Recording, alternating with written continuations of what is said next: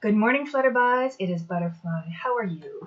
I want to start by saying thank you for coming and spending some time here. We all have busy lives, so I really appreciate that you are coming to visit here today.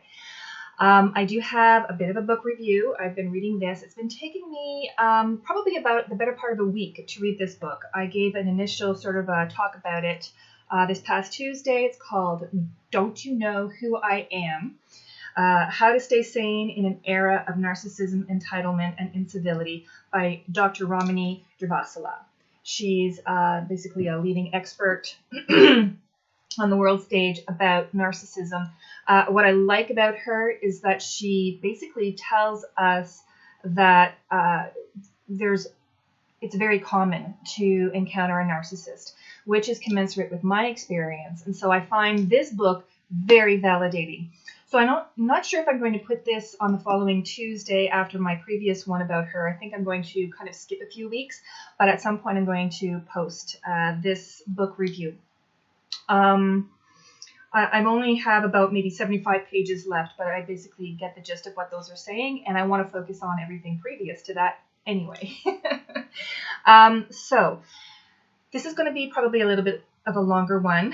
I will likely put some timestamps down below with my longer ones. I like to do that just so that you can skip to the part that is more interesting to you, or perhaps do some dishes and listen to me in the background. That's my recommendation. All right. Also, in the same vein, if you do like this kind of content about this book, I do have a couple of other books that you might want to see, what's on my shelf.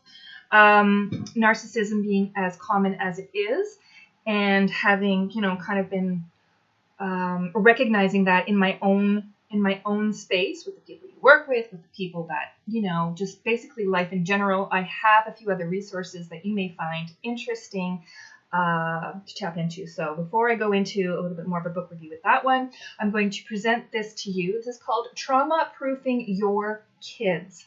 Peter Levine is the author, and he's the bomb.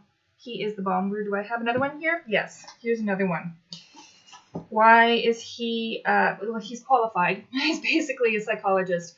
PhD, has an extensive background in stress and psychology and somatic experiences, which is, how basically stress affects your body. So when you're dealing with people who are narcissistic, even Dr. Ramani will talk about it in her book, how living that toxic experience has a toll on your physical health as well when you're staying in it. If you get out of that kind of relationship and you find yourself in another one, similar to that, and you may be attracting similar people in your life, then you are, even though you're changing relationships, you are living with that kind of stress in the long term. So that has a bit of an effect on you, physically, as well as mentally, emotionally, and spiritually. So here, this book is more about trauma-proofing your kids, because you may find yourself being a parent in that kind of a situation with the other parent being a toxic parent, or perhaps the spouse of the other parent, if they've gone on to a different relationship, there may be some influences there on your children. And so this kind of gives you some, it's like a how-to guide. It's basically how to interact with your children and what may help. Okay, so I recommend that one. Here's another one by the same author. This is more about you and your body and the toll that stress can have on your body. Stress meaning the experience of trauma. So in an unspoken voice, how the body releases trauma and restores goodness. So basically you're taking all of the somatic effects, all of the body effects, all of the stress that's happened in your body, and he's telling you how to work through it and how to deal with it. I can probably speak about that more at length one day, but I just want to kind of give you a bit of a list. This one is directly related to kind of what she's talking about. I bought this some time ago. It's about narcissism, but it's about disarming the narcissist. It's about how to deal with narcissistic behavior and what you, because it can be very disvalidating. It can be really stressful to deal with somebody who will never change. And yet, for whatever reasons, you have these social, cultural, familial ties with them. How you deal with that and maintain your own integrity, your own sense of self. So disarming the narcissist, surviving and thriving with the self-absorbed. Self-absorbed meaning the person who is me, myself, and I. whose interests come before anybody else's, who will meet that goal, make the sale, get to where they want to be, no matter who they're trampling on. And you may just be the person that they're trampling on. So how do you work with that? So there is the author, and that one's really helpful. This one is about the narcissist and how we attract that. So the human magnet syndrome. So I don't think syndrome is actually a medical term. That's, in a DSM or whatever. But the human magnet syndrome is explaining, by Ross Rosenberg, it's explaining why we love the people who hurt us. So it's that kind of that codependent, here it is, emotional manipulators, codependent, and dysfunctional relationships. So what keeps you tied in there? I remember back in the day, I was reading something, this was probably in the 80s. Oh, what was his name? Healing the Shame That Binds You. John Bradshaw. That's where I started to learn about that codependent sort of, that shaming and that guilt-ridden kind of stuff. Well, now we're in 2020 and we've evolved to something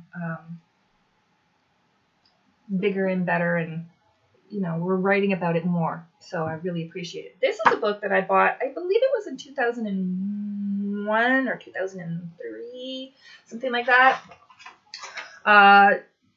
Copyright 2003. So it was right fresh off the press back then. So it's a bit dated now, but they probably have some sort of a reasonable kind of updated facsimile, or you will find books like this. I like workbooks that kind of give you a how-to. It's good to know some theoretical knowledge, but I want to have somebody who's going to help me connect the dots real close and give me some exercises to work through. So this is how to identify the bully at work, aka narcissistic behavior. And the word narcissist, I will clarify, because now Dr. Ramani has given some clarification in her book, is that to use the word narcissist is more like a trait. It is not a diagnosis. So if you're using the word narcissist, you're not diagnosing them at all, because we're not qualified to diagnose, right? The average person is not.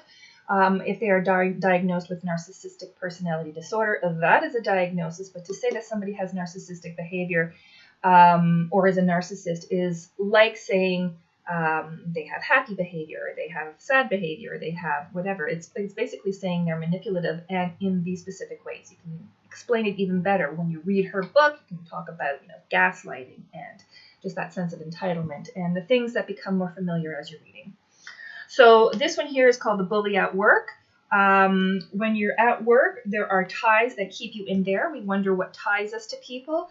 There are ties that keep you within work, and a lot of them have to do with professional sort of ties and financial, because you've made your way into this job place after spending, perhaps years getting qualified to be there, or by luck or by whatever, by experience, you've progressed into this position in your workplace, and now you are dealing with a narcissist or somebody with very narcissistic behavior, which can be very toxic to the entire group.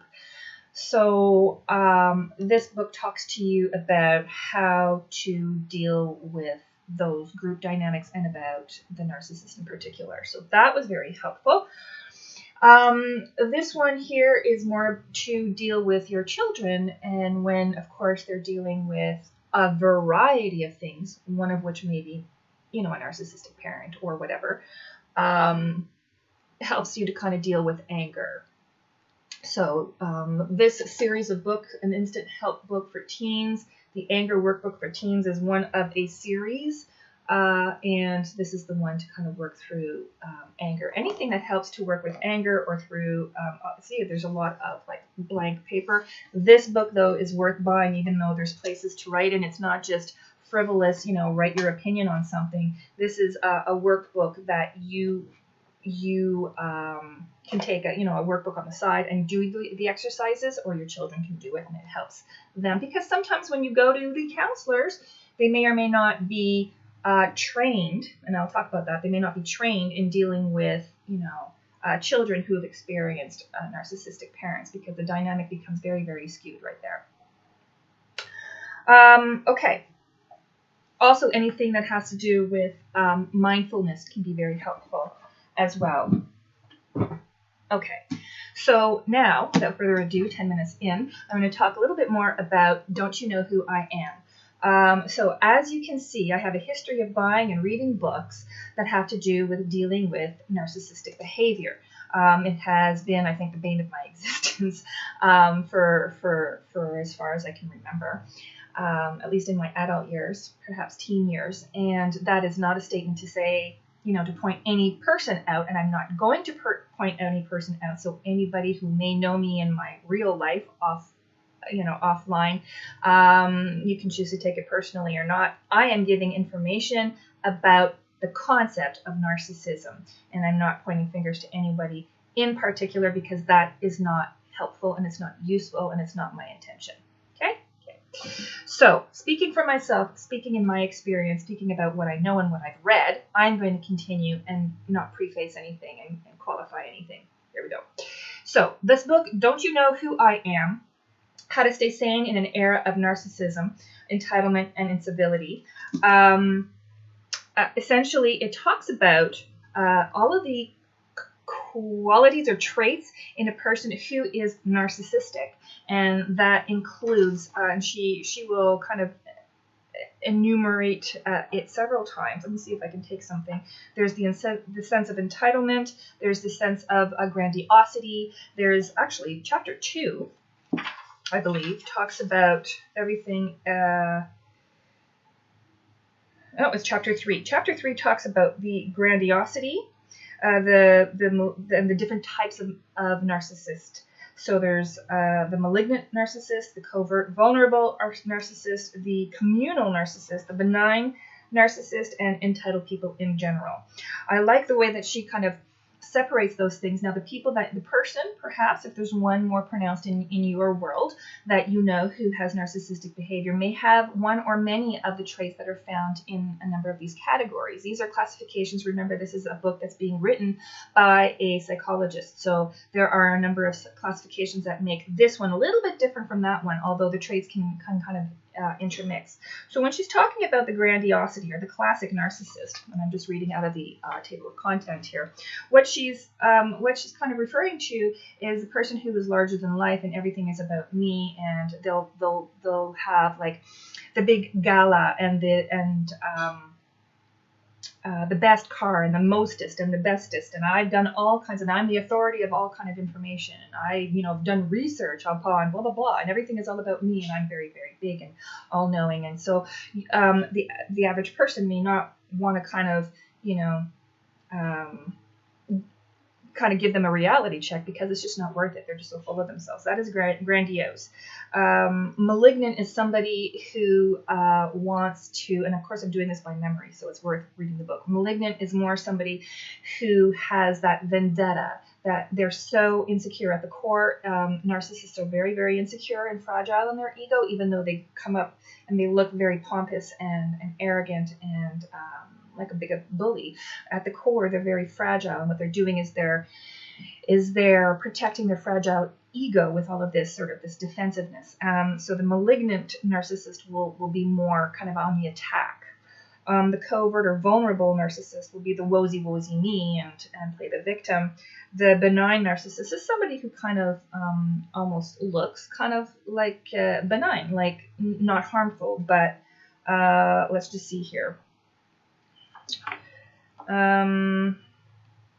Page 94.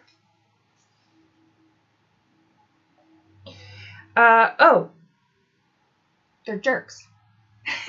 Essentially, attention-seeking fools. They're clueless, entitlement. They're clumsy. Grandiosity their grandiosity is like a childlike grandiosity. They may have an adolescent zeal, or they want to be the center of attention. They say something thoughtless and insensitive. They may be the self-obsessed mother who rarely asks you how you are feeling, but who cares about what you are wearing. So that is kind of like a superficial type of, well, they're all superficial, but it's basically benign, is that they're not really kind of trying to hurt you, but they're just very superficial. There's not a lot of depth to them. Having a depth, kind of like an emotional conversation with any narcissist is not going to go very far, because their personality is just this deep. So and it's generally entitled people. And she talks about how we as a society really incentivize the narcissistic behavior. So you may not start out as a narcissist when you're born, obviously you're not, but as time goes by, and perhaps you have parents who put you in a bubble and don't allow for the child to deal with the result of their mistakes or their misdeeds. You're always protecting them so they don't learn the natural consequences, and they learn that the rules don't apply to them. So these helicopter parents who are always kind of hovering over children, and the children learn to be kind of entitled and have privileged positions, because you have parents who will, although they say they want to have equality for everybody, they want their children to be more equal than others because they want them to be at the front of the line or the top of the class, or have and we can also buy the privilege with money. So we get those seats in the university, in the classrooms. We buy the first-rate seats in an airplane. So there's that sense of privilege where you treat some people with more reverence than other people, and that is built into our society. So she talks about that and how people who have that privilege all the time grow up with a sense of entitlement. And so that is toxic. There are a few points that I wanted to bring out in here. She's talking about collaboration is a marketable skill. So that was my own kind of take on what she's saying on page 130, where it says here, everyone in America, it was a sad affirmation that university admissions did not reflect a meritocracy, and were bought and sold to the highest bidder. Those are the seats in the universities. Okay, so it's not on a meritocracy. But one thing that we need to be able to learn more about is to have discussions about ethics, decency, and civility within the classrooms. And that is becoming more and more challenging, she says, because people are feeling more entitled. And so then ethics takes a different flavor. My take-home message there is that collaboration is a marketable skill. To be able to work within a team and to be able to give and take, and not always be the one who's giving and not be always the one who's taking, but having a mutual respect and listening skills. That is not taught in classrooms, not from a young age, and definitely not older, but we're expected to have them. We are expected to have these communicating skills, these skills in communication and interpersonal communication, and yet we're not directly taught that. It's just sort of like a fly by the seat of your pants. You're going to pick it up as you go along, and the teacher in between math lessons and geography lessons is going to be able to straighten you out, when really that's not what is happening in the classrooms. Okay, so then, she does talk about this. Is this where it is? Yeah, she does talk about this. Now, she's talking, it's not the focus of her book. It's not even the focus of an entire chapter. It's a little blurb where she talks about New Age sort of cures, culture and mysticism and that sort of thing. She gives kind of like a simplified reductionist view, and I think it basically is a comment in a little section in her book that is coming from somebody who, in the Muggle world, somebody who's a scientist, a social scientist, a PhD, and she's talking to other people who are not immersed in the New Age sort of occultish, magical, pagan communities such as I am. Okay, so I'm going to address it, not because it's the focus of her book, but just because it's something that she mentions. So here she talks about what I'm interpreting as magical thinking. And she says, after going through narcissistic abuse, many people want to be rescued and want to believe that New Age cure and a few crystal beads will magically make all things better. And she goes on to talk about that and how that's basically, a very blind way to look at things. And I just want to kind of mention that anyone such as myself who immerses themselves in the New Age literature, the pagan literature, the spiritual sort of literature in this community, no one's going to say that a couple of crystal beads is going to cure all. That's not what they're intended to do. It's more of a prayerful meditation, long-term research, introspective. The crystals are basically introspective tools where you are, talking about the energy that's associated with the crystal, but you really don't even need the crystal. It's all about the internal process that's happening with yourself. The manipulatives, the tools, the crystals, the wands, the worry dolls, or the mala beads, or whatever it is that you're using, is basically a tactile form of what's, to represent what's going on internally. So from a psychological perspective, I would say we want to focus on what's happening internally and not just kind of focus on the marketing of a tool, because that's not what the New Age sort of movement is about. Okay, that's essentially what I wanted to say about that. It's not a focus of her book. She's just basically saying there isn't a simple cure-all. In the same vein, I also want to be able to say that for me, tarot has been my best counselor over the years, because I had to figure this stuff out by, flying by the seat of my pants. And the world was not as commercial, and things were not as available. Material goods were not delivered to your door as they are today in 2020. No, starting, years ago, it was not that simple to find information, and I just kind of had to figure it out by trial and error. So, thinking positively, if I had a companion, and if that rock seemed to be my only companion, that and perhaps the, counselor that I saw once a month was my only companion, then that helped me keep things into perspective. So sometimes these tools can help because they are grounding. Grounding meaning, you keep your feet on the ground and you have some kind of a tactile reminder. It's like a security blanket. It's like that place that you go whenever you want to kind of gather your thoughts. So crystals can be very much that type of tool. Okay, enough about that.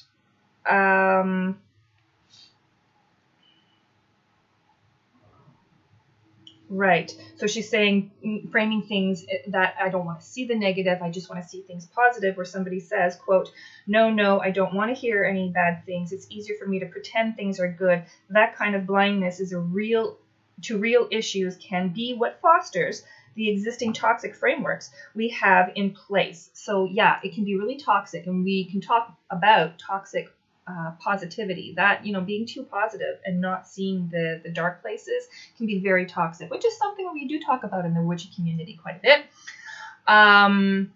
So yeah, I do think that when she's talking about that, it's basically from an outsider to outsiders who don't really understand pagan literature and New Age sort of spiritual literature. Okay, enough of that. Let's get back on topic.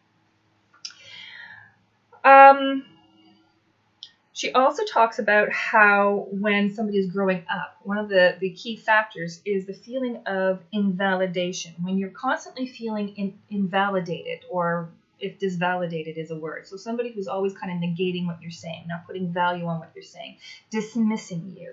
If you live in that kind of an environment where you have people, perhaps you're a child and your parent is not acknowledging what you're saying, is not putting any value on what you're saying, I don't have any time for you, that's very invalidating. Hurry up and tell your stories and get out of here, or I'm going to cut you off, interruption. So that's very invalidating. What else? Back in the days when we had long distance calls that actually, were expensive and you had to count the minutes. Well, the child gets on the phone. Okay, hurry up and get off, because what you have to say to Auntie Sue doesn't really matter. That's very invalidating. So all of those kind of things that say, you don't matter enough for me to say something positive about you, but I certainly have a lot of criticism to say about you. Those are invalidating experiences. And that can also lead to creating a narcissistic personality. Not necessarily, though, because you can live through those experiences, and if you have awareness and ownership of your experience, then it doesn't mean that you're going to be carrying narcissistic behavior throughout your life. And she does talk about that as well. So there's no kind of like direct lineage, this is what is going to happen, but these are the common threads that happen with people who have narcissistic personality. So remember, at the very core, they're very insecure and fragile. Their ego is very fragile, and that comes from the belief system that their time is not valuable. And so they're always kind of like being aggressive against that message. And that's so their experience prior to has been being dismissed. right? That's why they're so good at it too, because they know all about it. Right, so she talks about children's brain development here. I'm just going to go to the spots that I have a little star on, because apparently... Okay, so this might be a little disconnected to other things. This is not a TED Talk. This is basically me flying by the seat of my pants and giving you some highlights. So somewhere on page 154, she talks about shifting the focus from building a good, kind, and empathetic kid. So instead of talking to your child and putting value on how they behave and how they are empathetic and how they can tune into the needs of somebody else, not being a server, and not that you're catering to everybody else and expecting nothing in return, but basically the actual skill of being empathetic, being good, being kind, being genuine, being generous, and being able to communicate kind of like on a one-to-one, and valuing somebody else's time and being responsive. What more is, what we do more with children now is to become a warrior of who attends the right school and gets the right major and does the right job and plays the right sport and marries the right person and drives the right car and lives in the right town.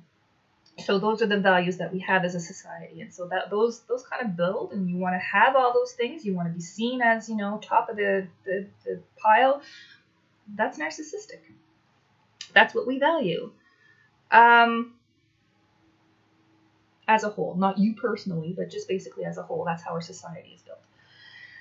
Another point in here, she's talking about this. Oh, this one, honey.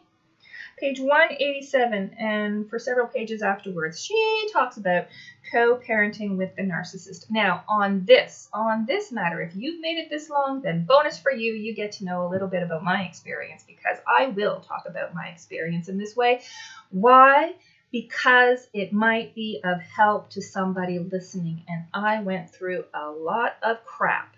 And if it's going to be of benefit to somebody, then good. Now, number one person who really helped me through the years that I was going through crap was, oh, good gosh, what was she called? From Surviving to Thriving. And golly gee, her name is not in my mind. I'm going to put a link down below. From Surviving to Thriving. That girl speaks my language. And she gave me, like on her channel, she talks about, this is a YouTuber, by the way.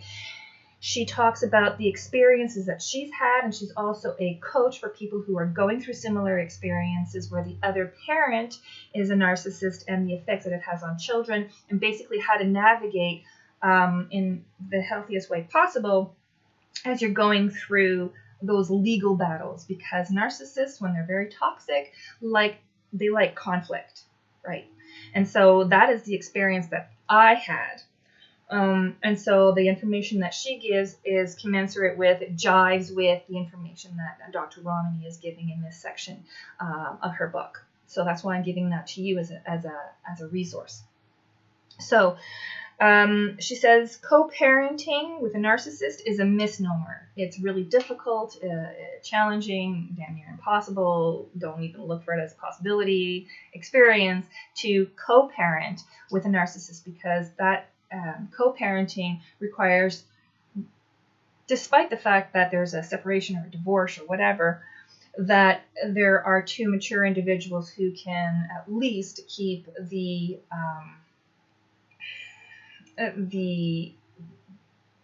betterment of everyone, the highest good of all concerned. You have to kind of keep that as the goal. And what the narcissist wants to do is looking for validation and looking to be right and looking to win the fight. And he's going to fight tooth and nail. And he's going to hit below the belt. And he doesn't care who gets hurt along the way, just as long as he comes out, being the victor. So in my case, the whole being a punching bag and being a dartboard for 12 years of litigation is what happened, because I knew that I was dealing with a narcissist, but I held my own, and I am still standing.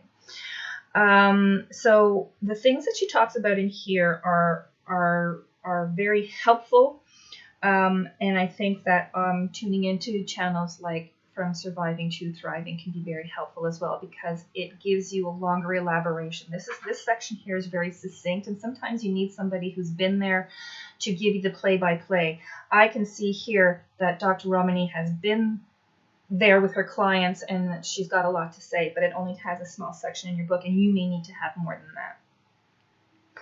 So here she says, you will spend vast amounts of time trying to get your children back on track after time spent with a narcissistic parent. And if your life can be spent getting your children back onto schedule or the routine just to have it disrupted again when they go back and see the toxic parent after, when it's the cycle of access changes to the following parent.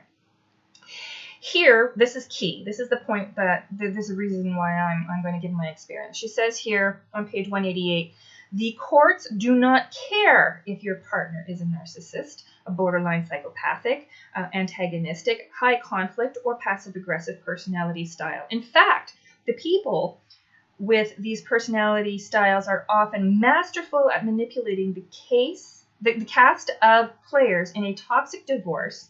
I was not divorced. We were not in a relationship. We had a child together. That's what happened.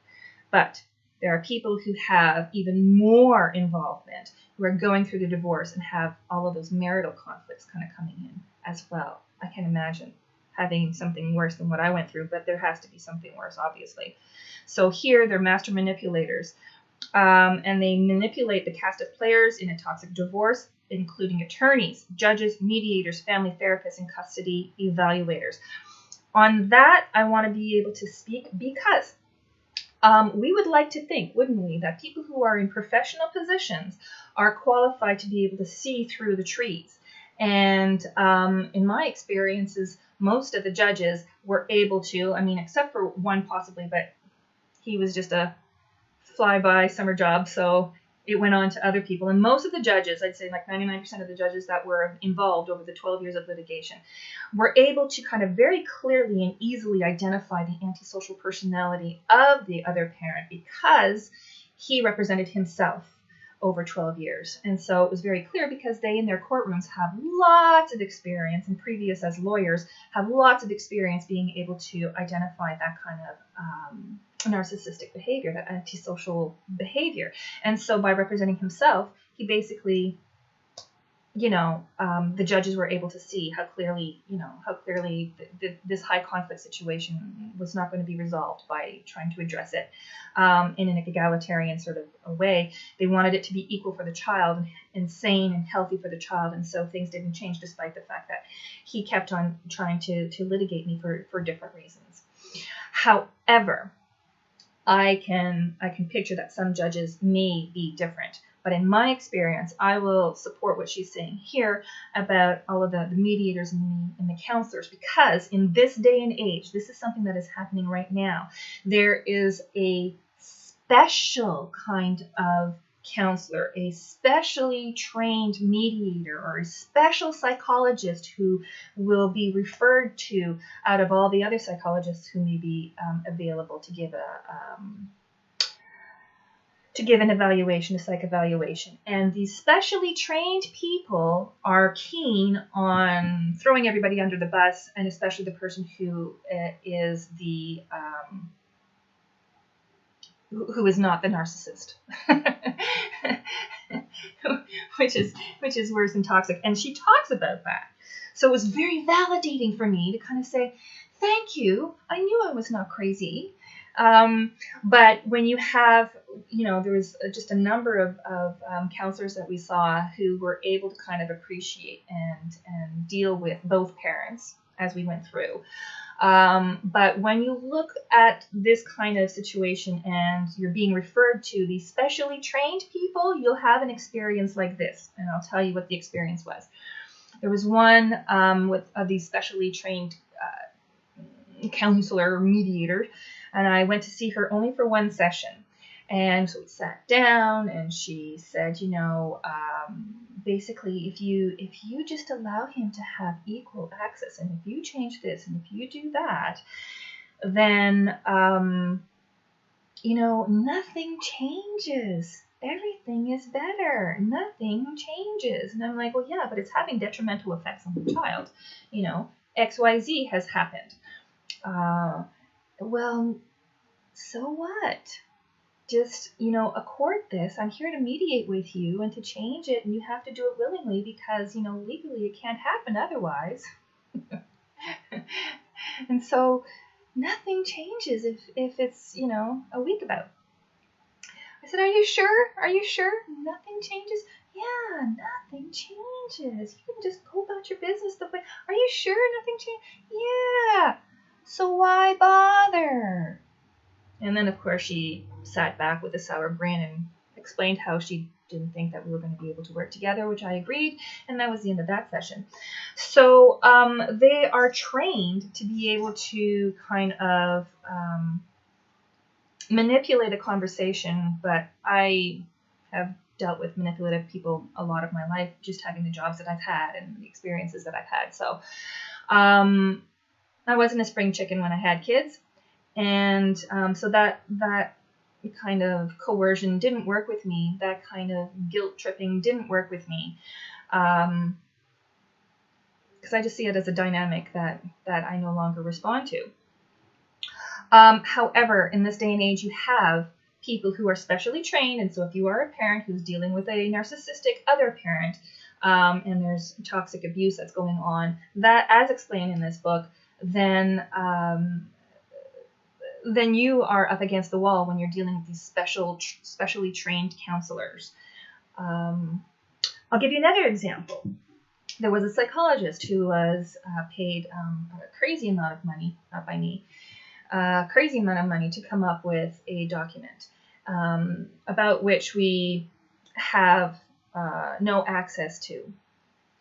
Now, one of the things that in my interpretation, I looked at the raw data at the back of the document, and it said that the other parent had antisocial traits. I mean, you see the raw data; it's in there with the highlights. We all have all kinds of different traits, but his highlights showed very high for antisocial traits. And so in her write-up that comes previous to that, which is for the most part computer generated and not exactly at all sort of sensitive to any particular issue, it's basically generated as something that applies to all people who fall in these sort of categories and not necessarily somebody who's dealing with a narcissistic parent. She did not touch on the fact that he scored high on an antisocial personality.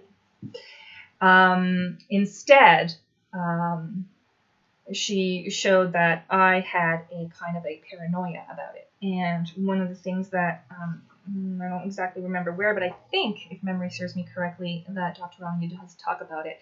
Basically, paranoia can also be explained as hypervigilance. It's not a paranoia that's like a psychotic kind of a paranoia where you have visual or auditory hallucinations or that sort of thing. It's not that end of the spectrum. It's a kind of like an over-inclusive blanket term that basically says that you've been conditioned to be hypervigilant. Your experiences now make you paranoid, and you're kind of looking out for what may be happening next. You're anticipating the worst because you have experience that shows that, if you put your foot out, or if you stick your neck out, if you respond in any way, you're going to get, damn if you do and damn if you don't. Right? So you become hypervigilant and tiptoeing, walking on eggshells, that sort of thing. That tiptoeing and walking on eggshells in psychological terms can be in an included in this over-inclusive term of paranoia. And that's what was showing up for me, is that I was becoming so hypervigilant and kind of really not knowing how to do much of anything and always feeling, and that really wears on a person. That really is conducive to depression. That is really conducive to the feeling of being abused. And of course, if you can't talk about it, that's even more abusive. So if I was talking about it, and then it would, if it was not well received, you have like a system, a legal and whatever kind of system that is victimizes the victim. That's what she talks about in here, is the system is basically victimizing the victim, because you're told the experience, that experience didn't happen or whatever, or I wasn't part of that experience, and so it's he said and she said, and if he's saying something different, it could be gaslighting. He could also be, he could be lying. They don't know who's lying and who's telling the truth. So that is something that I take exception to. I did, when I went to see that psychologist, I did explain to her very clearly as I was writing out the answers to my psychometric test.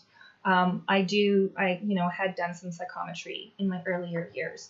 And I said, this question on this test, this question, and that question, those ones are detecting paranoia. I said to her, I know enough about myself. The average person wouldn't be able to talk this way. That's why I'm sharing it with you, because this is how clear and how toxic the system is.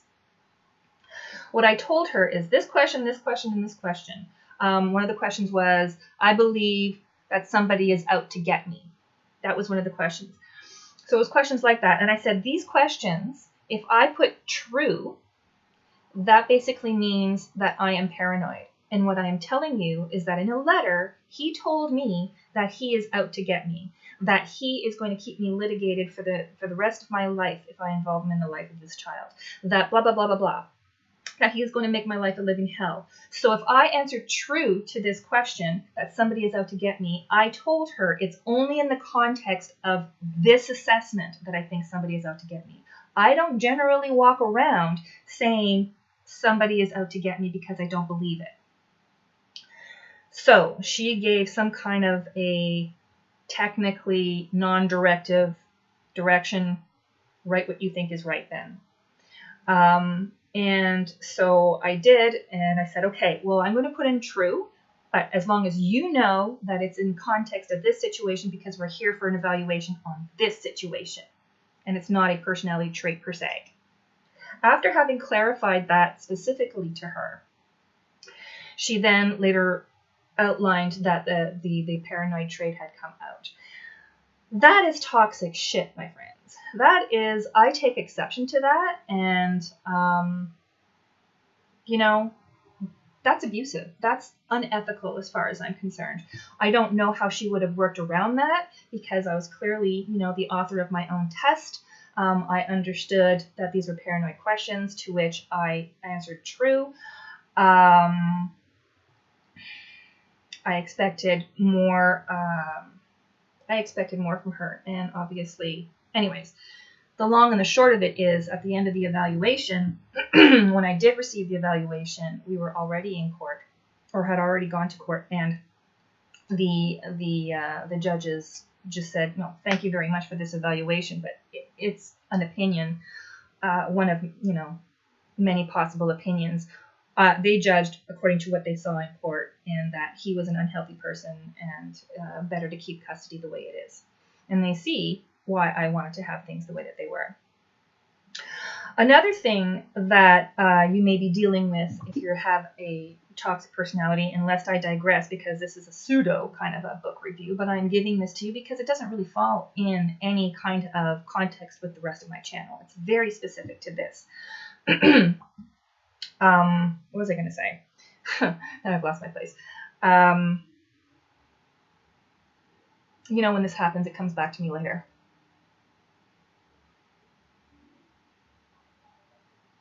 Anyway, you know that I'm not going by notes. I have some. Anyway, Dr. Romani does, it's how you look to others. That's right. That's what I wanted to say. See, it comes back to me. It's if you end up talking badly about the other person, about the other parent, you will never look good. This is something she talks about, this From Surviving to Thriving, whose name I forget. She.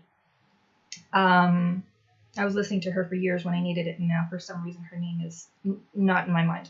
But anyway, From Surviving to Thriving, what she says is, never talk badly about the other person. Now, when I was disclosing information, you're asked a gazillion questions in court, and you're asked a gazillion questions in counseling and mediation and that sort of stuff, and to your lawyer and all that sort of stuff. So I can only explain my experience, and to the best of my ability, I explained it, and it doesn't make the other person look good, right? I would pepper it with a lot of, I understand that, I appreciate somebody else kind of coming with this perspective, so on and so forth. But when the other person is toxic, you have to kind of disclose that.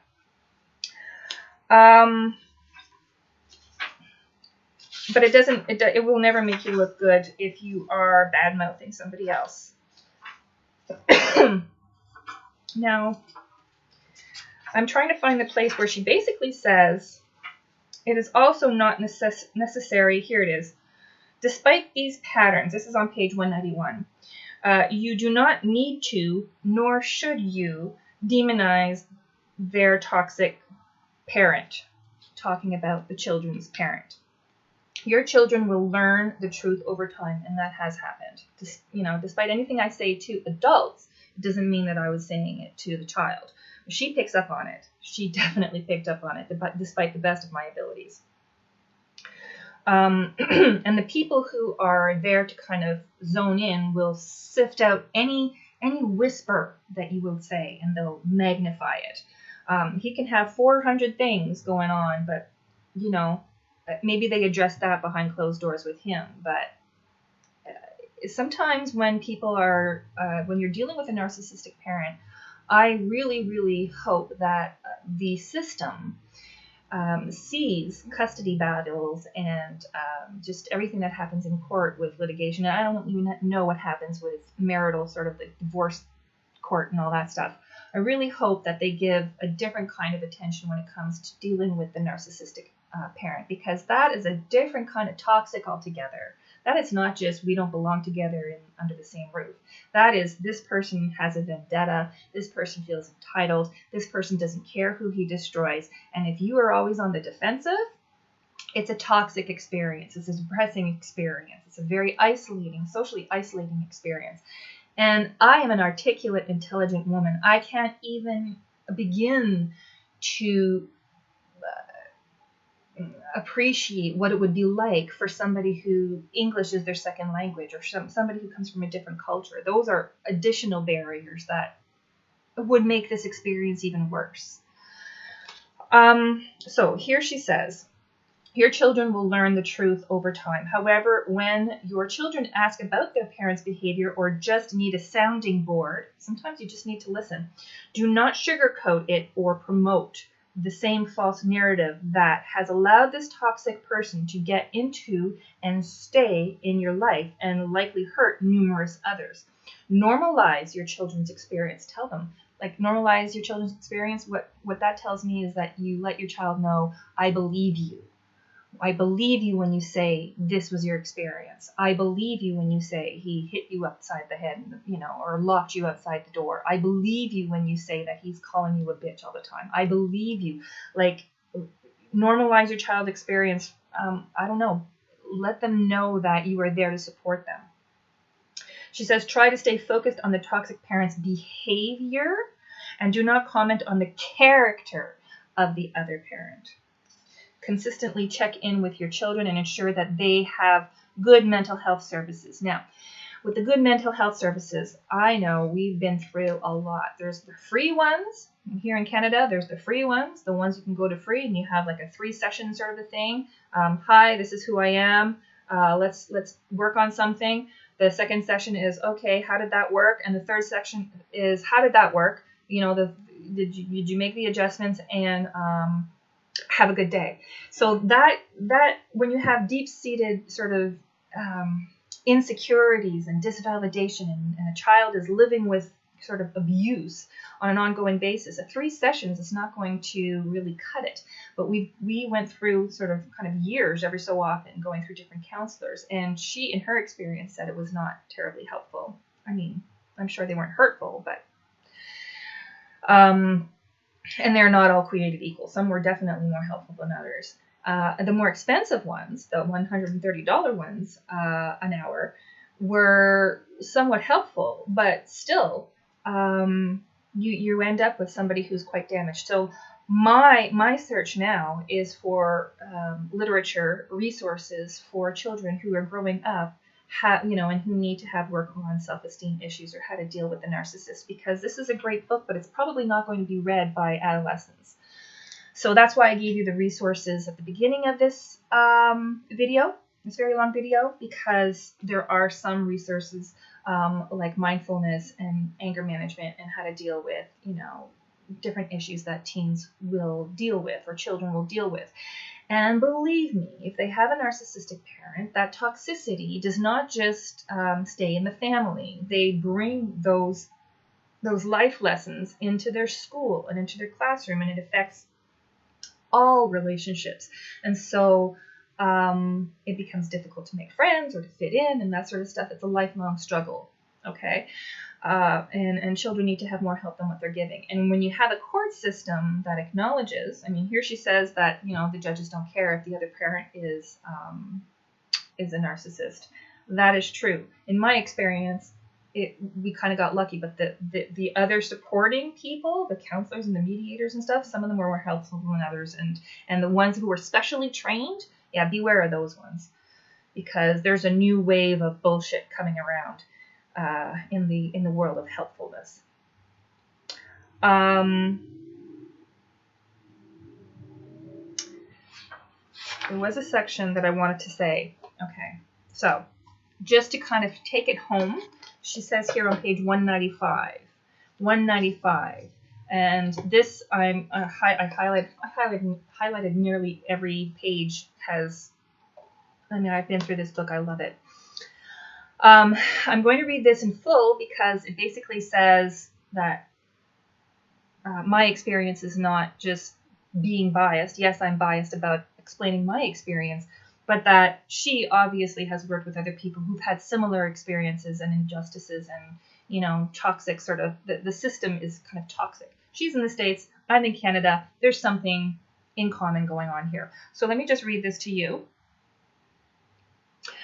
She talks about dysregulation in behavior in the narcissist, and she says, until we start modifying societal structures, including better support for women and men who are victims of abuse, better foster care systems, provision of high-quality psychological services to survivors and perpetrators, penalties and deterrence that have teeth to address perpetration, judicial and legal policies that recognize recidivism, that means people who are doing the same nasty behavior over and over again, policies that recognize recidivism and stop blaming and re-traumatizing victims, and education that teaches children that abuse is wrong.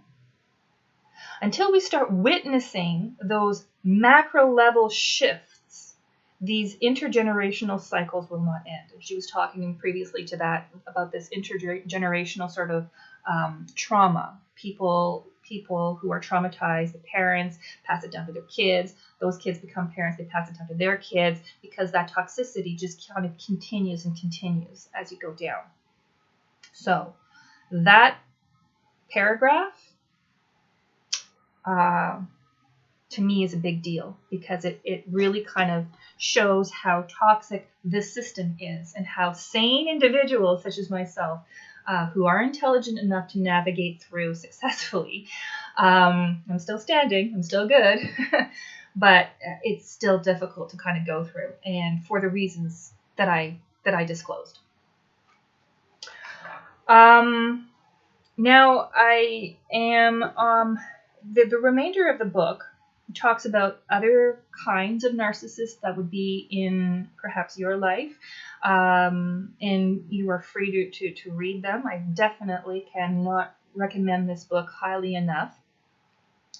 Chapter 7 talks about the narcissist who raised you.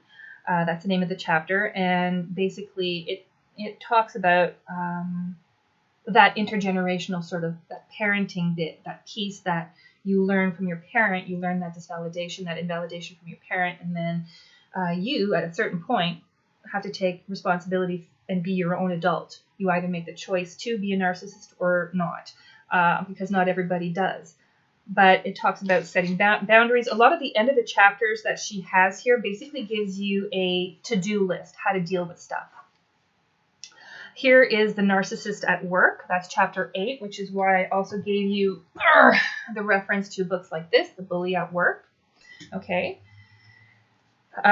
because your workplace is a very important place, and depending on what your qualifications are and what your job is or what kind of town you live in, the population itself or whatever, you may or may not just have the choice to kind of leave a job flippantly. You have to kind of deal with those issues on site. So she gives you some, like a to-do list. Chapter 9 is the other narcissists in your life, siblings, friends, and in-laws. That's why I recommended the Human Magnet Syndrome book, because we teach people. Dr. Phil says this. We teach people how to treat us. You teach people how to treat you. And so, anyways, the rest of the book talks more about a lot of useful things that I'm not going to focus on. I'm going to try and keep this to an hour. The last thing that I want to be able to say is not something that she talks about in the book, but basically, I'm going to tell you, we can see these not only on a macro level, but also on the micro level. So when you are in a group at work and you see somebody being bullied, when you are in a group at school and you see somebody being bullied, and we know exactly who they are because we don't want to get mixed in. Right? We just let them happen. We just let it happen. We just kind of sit back and let it happen. That person's being bullied. That's the person with the slumped shoulders, who mumbles, who stutters, who stumbles, who's clumsy. Be that person's friend. Stand up for them. Sit beside them. If nothing else, be a nonverbal advocate.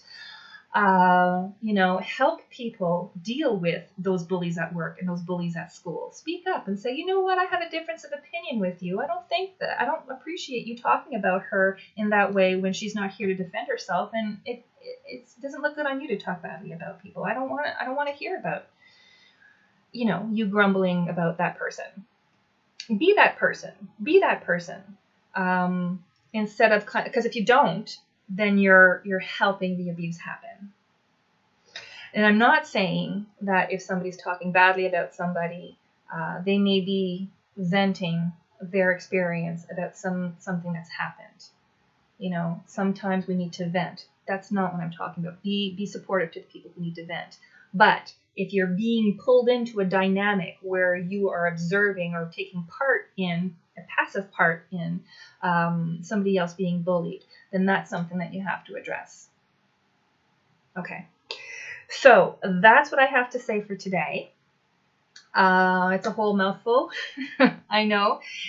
And if you have any questions, please do feel free to, to talk about it in the comments down below.